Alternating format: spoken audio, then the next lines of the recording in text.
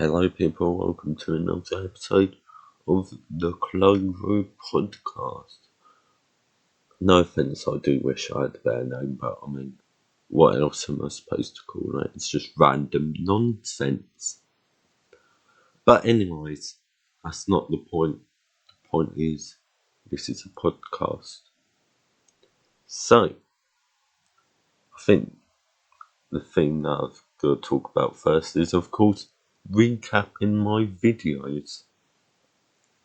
So, since the last podcast, I've, uploaded, what do you think? 7, right? Well, actually, no, 6. 6 videos, of course. And, basically it started. So, after episode 2 of the podcast, I did a video recapping 2023. And essentially, it was pretty much me talking a bit too much. Like my 2023 so far. I should probably mention that in the first quarter of 2023. So I was mostly just focusing on my YouTube channel. Simple reason, it just rapidly got subscribers. This year it had at the start it had 126, maybe one. No, I think it was 126. And now look at it. Well, I mean, back then I had a couple less subscribers when I recorded that, but I've now got 145, I've gained almost 20 subscribers this year. 19 subscribers in this year. That's just unheard of, I mean, yes, I got 100 subscribers in my first year of 2016, but this year is by far the most biggest year sharp. I apologise about that. So this is Windows. This is why I don't like Windows. Have I actually explained why I've not been using it? I feel like I did. I'm not sure. But yeah. So that was my 2023 so far. Next one is the original Siri. Basically, Siri was an app on the App Store in 2010. It was up there for a couple of months, and only recently it has been archived so anyone can sideload it onto an old iOS device. And I was just sort of doing a little quick video about that. There's really not much in it. It's really basic. It's literally your Safari bookmarks, your music library, and then your contacts. So it's really not that useful, from what I can tell. Okay, and it doesn't even really work very well in the music bit. But yeah. Then it is the iPhone 4/4S Adventures Episode 3, where by looks of it from the thumbnail I did try to get Twitter working. Didn't have much luck, unfortunately. I haven't tried installing that version on iOS 5.1.1 or iOS 6 or whatever on the newer version, since I do use 5.8, so I have an IPA, because that's not even the latest for iOS 5. I'm pretty sure I use 5.8. Might have just gone into that, so it's the most recent, I'm not sure. But either way, it's not that hard to download it and then do a false log it into another device, and make sure you have the appropriate tweaks installed, and try that. But I did that on iOS 4 because the Twitter 4 still works. It's just the timeline and the profiles don't work, but sending a tweet works. Yeah, but I didn't have luck on iOS 4, unfortunately. I tried 4.1 and 4.3 and certificates and everything. I didn't get it to work, but yeah. Okay, then after that was fixing my setup part 3, where basically I was just sorting out myself. So I brought my 4K monitor up here. I haven't used it in probably even a year at this point. It works. It's annoying. Sometimes it just refuses to detect inputs, and that's why I use it on and off, which is annoying. But yeah. So that's the main thing that I really did there, and then I got carried away with Fortnite. After that was the Windows Vista Adventures episode 1. I promise you, I will actually do an episode 2. Basically, I've got a couple Windows 7 apps working, like Waterfox. I sort of got Steam working, but sort of not really, because it just sort of crashed. Oh yeah, I've got Prism Launcher working. Unfortunately, no Java 17, so it's still limited to Minecraft 1.16.5.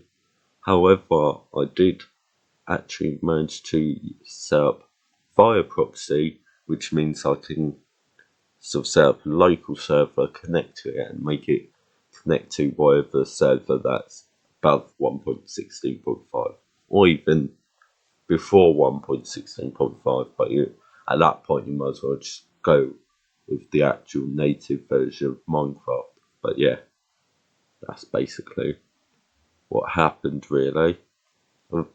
And then I also tried to get Roblox. I was still complaining about my Windows version, but it still got slightly. Actually, no, it gave me like a DLL error, I believe. But yeah. And then finally, the most recent video was Stonewood Showcase, which is a server that I created on Blockheads on the 18th of March 2015, so over 8 years ago at this point, a long time ago, even before this channel, it's that long ago.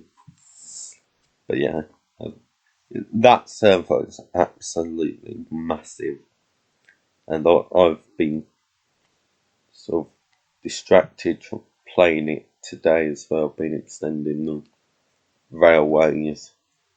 There's a lot, and then like last night I was also extending the railway but on the opposite side and stuff. I'll probably do a little update video on it, not eventually, very important. But yeah, so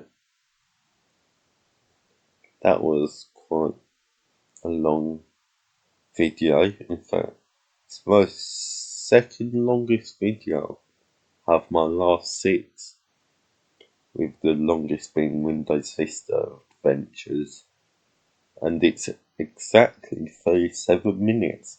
Unintentional, but nice, I guess.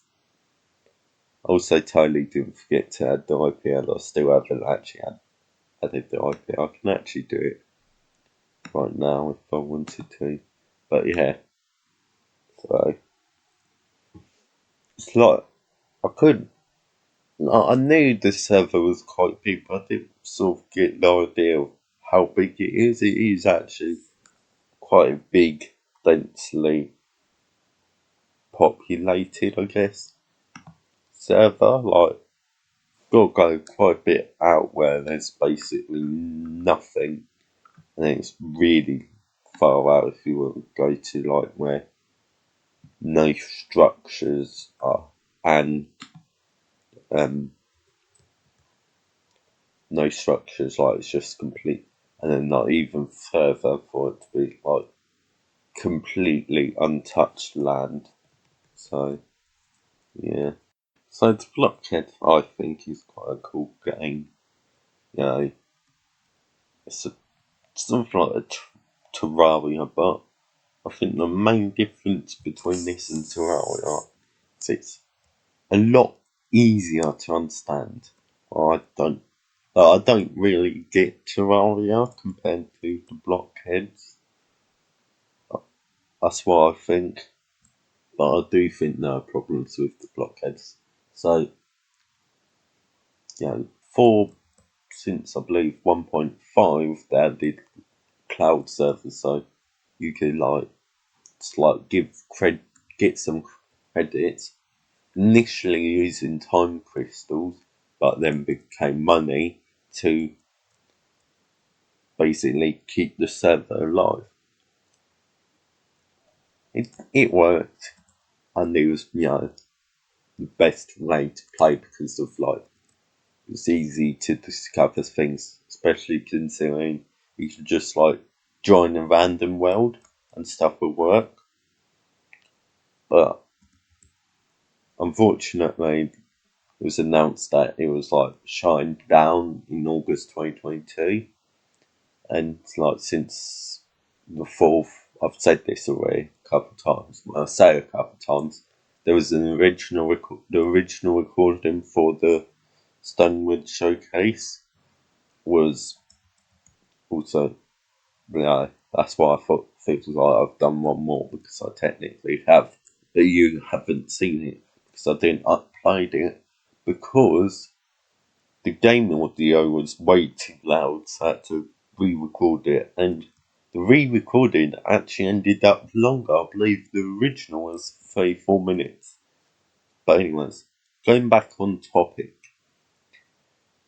so the servers, you could stop giving, the last time you couldn't give any existing servers any more credits on the 4th of April. So basically, there's 3 different tiers of credits you've got. Is there 3 or is it 4? I can't actually remember. I feel like there was a 1-day option, but I'm not actually sure. I think there was a 7 days option. 30 days. Oh yeah, I think it's just 1, 7, and 30 have the maximum amount you can have at once is 90 days. I think that's it, actually. So I've probably actually gave a bit of misinformation in the actual video. But yeah, you could stop, they stopped the giving buying credits on the 4th of April, as I said. So basically, there's 3 months before all the cloud servers shut down. Now, thankfully, you are able to download the world, but I need it owner can do it, which is slightly worrying. However, if you've ever gave an invite link, you can use the little code at the end of that to get the download. So this might not actually really be a problem, but it probably is because only a certain amount of people, and then only a certain amount of those people are actually going to try and bother to archive those worlds. So basically, a bunch of worlds will be lost. However, it is nice, your progress isn't getting deleted at all, because unfortunately, that is a thing that happens. It shouldn't happen, but it happens. So that's all cool. But my main problem is, number 1, you can't have it turn your server into a single player world. It has to be a multiplayer one. Oh yeah, I probably should have mentioned this. So for the cloud servers, you could actually host your own servers, and you could still host your own servers during the time of the cloud servers as well. Don't worry, it was just a separate thing. However, the problem is, because of that, that you've got to host it. That's still a problem. I've got plenty of server space to host it. The problem is the server software is macOS only. macOS only. macOS only. Thankfully, I've managed to host it, of course, and it's a server you can join. But trying to get that server setup was a bit of a pain because basically what I was trying to do is try and make a VM for it. Problem is the VM kept on having like a really weird IP, like 12.0, 24.11, like stupid IPs like that. And my router only allows you to port forward IPs that are like 192.168.0, and then you put your number there, so it wouldn't be able to be port forwarded. And also, I couldn't actually work out how to join the servers anyway. I eventually tried messing about with the network configuration, which ended up ruining the network connection of one of my existing VMs. I also tried, what was it? I think macOS Catalina. I tried that because the existing VM that I already had was Mojave. Didn't have any luck on there, same issue. But yeah, eventually I pulled out my MacBook Pro, which has a broken backlight, so essentially the screen's dead. I tried plugging it into my 4K monitor, turning it on, going into network recovery. The SSD didn't have a macOS install. However, problem is it wasn't getting a signal, but I was thinking, oh, it won't work if I plug it into my 240 Hz monitor. So I tried fiddling about with it, and like because there's only one display port in that monitor, but and it's being used by Opti, so I had to unplug that, plug it in, because by the way, like the connector's like Thunderbolt mini display port to display port. I do have a HDMI one somewhere, but I don't know where it is, so I had to use that. Also, the HDMI one is really short, so that's a bit of a problem. Whilst the other one's not long, but it's quite long. It's probably 1.5 meters long, I'd say. But yeah, so I plugged it in expecting nothing, and it worked. Now there was a slight other problem. The trackpad works like if you were to move the mouse. However, clicking it didn't work. I tried like double clicking. No.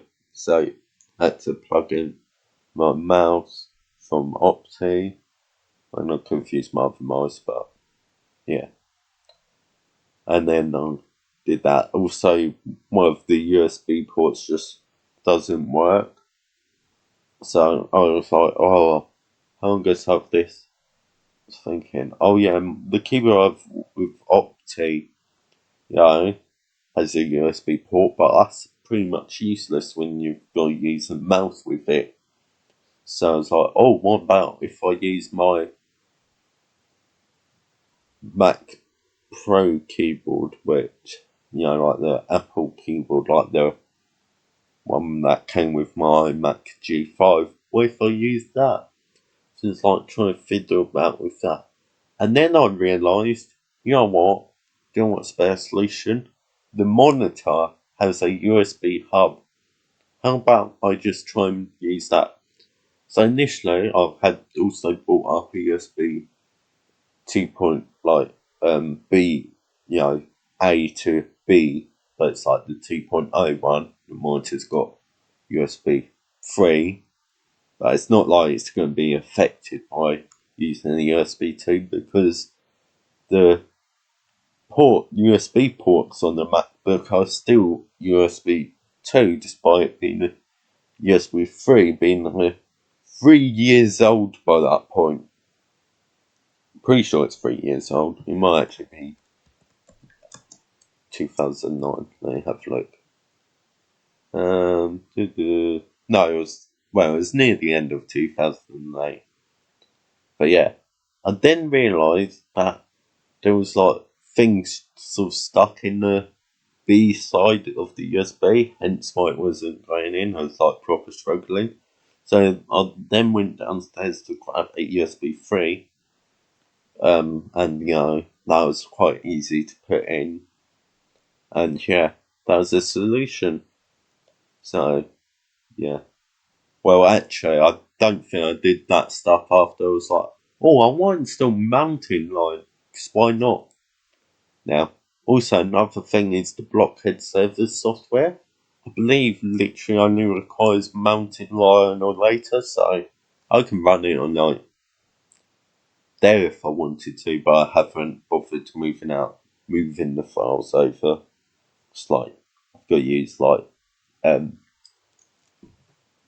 the macOS file system instead of Apple file system, so it's not shouldn't actually be that much of a problem moving stuff from the High Sierra to the Mountain Lion, but it's just a bit too much effort for what a nice UI, so I've just left it for now on the High Sierra thing. But it was nice seeing Mountain Lion.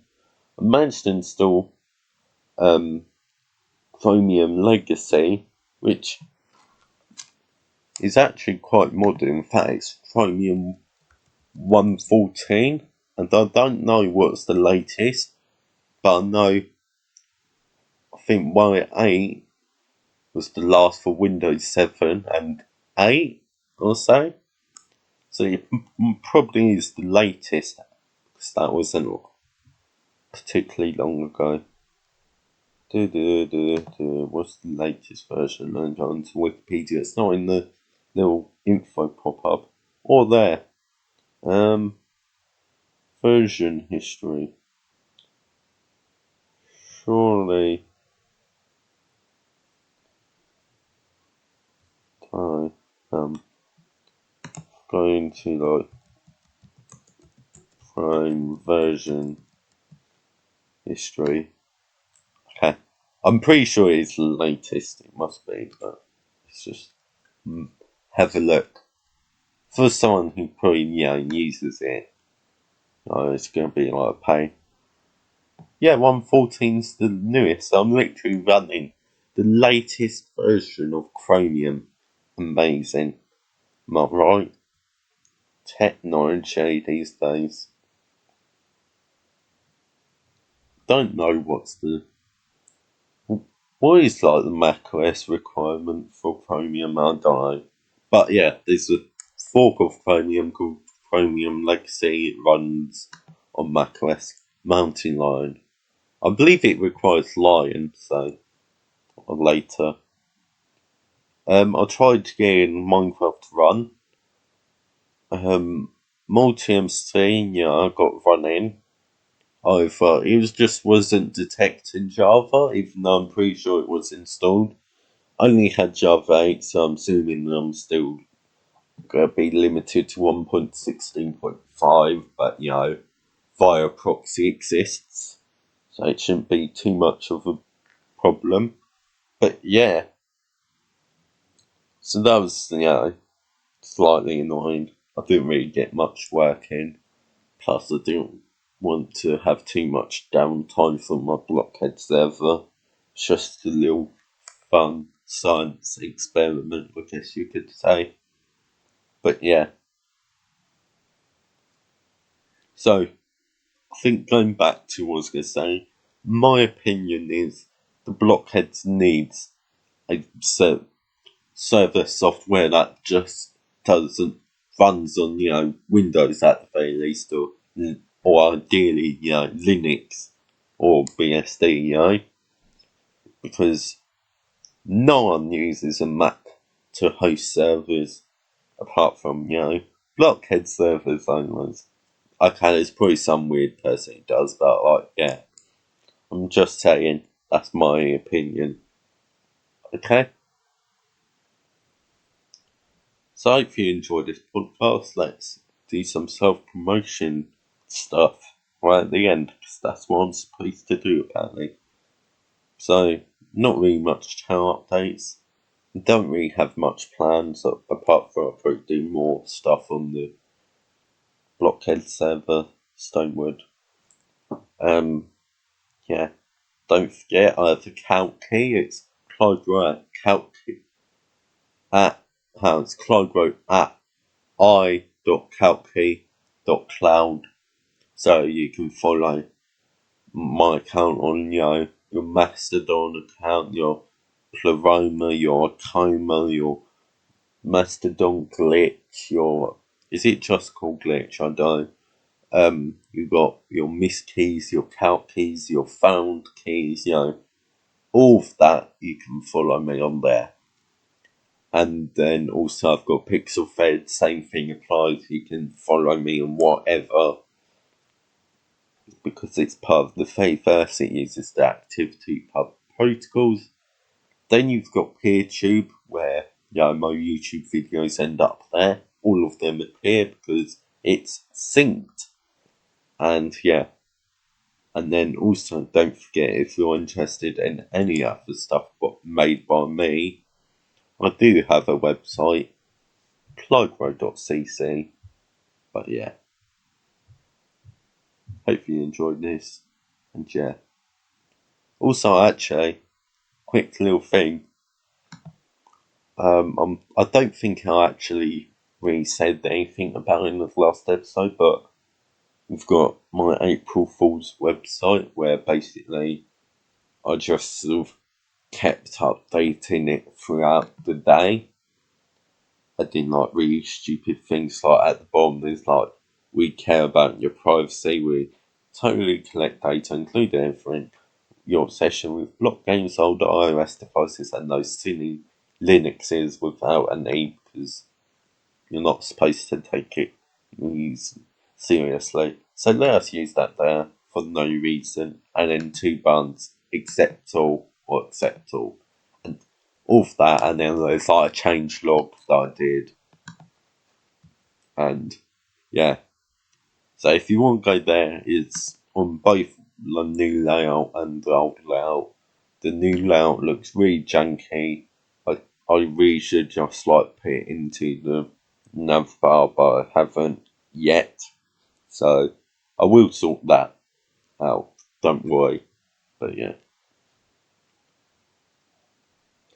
So hopefully you enjoyed this video.